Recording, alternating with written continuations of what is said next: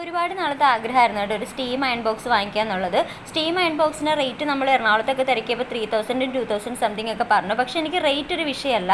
കാരണം എന്ന് വെച്ചാൽ എനിക്കത് ക്യാരി ചെയ്യാൻ പറ്റണം. എന്ന് വെച്ചാൽ ലൈറ്റ് വെയിറ്റ് ആയിരിക്കണം, അത്രയും മാത്രമേ ഉണ്ടായിരുന്നുള്ളൂ. അപ്പോൾ അതിന് വേണ്ടിയിട്ടാണ് ഞാൻ ഇത്രയും നാൾ തപ്പി നടന്നത്. സുയിയുടേത് ഓൾറെഡി എനിക്കറിയാം, അതിൻ്റെ കണ്ടീഷൻ എങ്ങനെയാണെന്ന് അറിയാം. കാരണം ഞാനത് യൂസ് ചെയ്തിട്ടുള്ളതാണ്. വേറൊരു സ്ഥലത്ത് വർക്ക് ചെയ്തുകൊണ്ടിരുന്ന സമയത്ത് ഞാനത് യൂസ് ചെയ്തതാണ്. ഭയങ്കര വെയിറ്റാണ്, എന്നെക്കൊണ്ട് അത് ഒറ്റയ്ക്ക് പൊക്കാനും ഒന്നും പറ്റൂല.